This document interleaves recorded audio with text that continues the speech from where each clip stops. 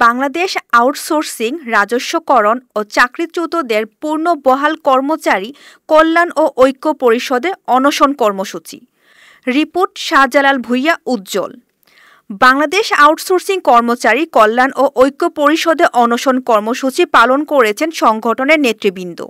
জাতীয় প্রেসক্লাবের সামনে ৩ দিন তাদের এই লাগাতার কর্মসূচির ডাক দেন।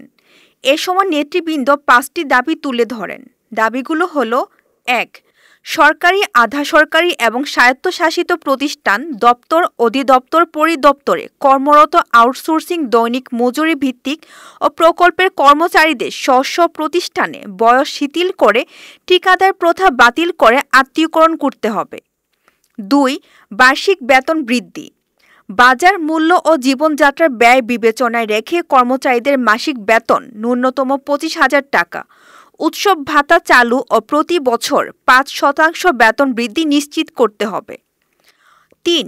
অবিলম্বে বকেয়া বেতন পরিশোধ ও টেন্ডার জটিলতা নিরসন এবং সকল অনিয়মের সাথে জড়িতদের আইনের আওতায় এনে শাস্তির ব্যবস্থা নিশ্চিত করতে হবে। ৪. মাতৃত্বকালীন ছুটি ও কর্মঘণ্টা নির্ধারণ। কর্মজীবী নারীদের জন্য আন্তর্জাতিক আইন অনুযায়ী ন্যূনতম ৬ মাসের মাতৃত্বকালীন ছুটি নিশ্চিত করতে হবে এবং কর্মঘণ্টা শ্রম আইনের ভিত্তিতে নির্ধারণ করতে হবে। ৫. সুশৃঙ্খল ও নিরাপদ কর্মপরিবেশ। কর্মক্ষেত্রে স্বাস্থ্য ও নিরাপত্তা নিশ্চিত করতে হবে এবং কর্মচারীদের কল্যাণে প্রয়োজনীয় সুবিধা প্রদান করতে হবে। দ্রুত প্রজ্ঞাপন জারি করে সকল অরাজকতা থেকে প্রচলিত প্রথা আউটসোর্সিং চাকরিজীবীদের মুক্তি দিয়ে অবহেলিত জীবনযাপনে অবসান করতে হবে।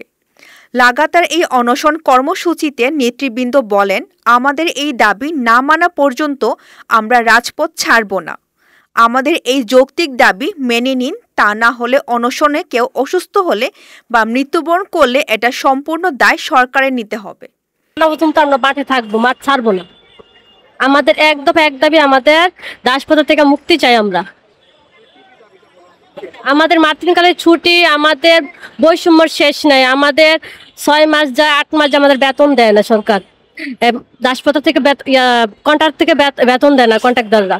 তারপরে আমাদের ২ দিন পরে কোনো কিছু বললেই বলে যে তোমরা চাকরিতে চলে যাও, তোমাদের চাকরিতে রাখবো না, এ কথা বলে। আবার নতুন লোক ঢুকায় ৬ মাস পর, আবার টাকা মোটা অঙ্কের টাকা পায় ওদের থেকে, তারপরে ওদেরকে ঢুকায়।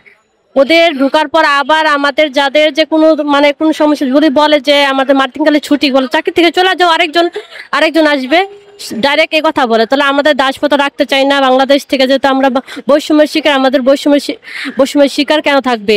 বাংলাদেশে যেহেতু আমাদের যে ফ্যাসিস্ট সরকার চলে গেছে, তাহলে আমরাই ফ্যাসিস্ট সরকারের সাথে, আমাদের তো এই নিয়মই চলতেছে।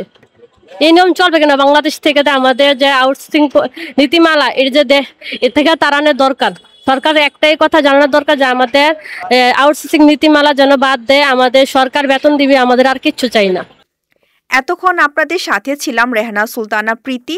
পরবর্তী নিউজ আপডেট পেতে চোখ রাখুন news24bd.net এর ফেসবুক পেজ এবং ইউটিউব চ্যানেলে। ধন্যবাদ।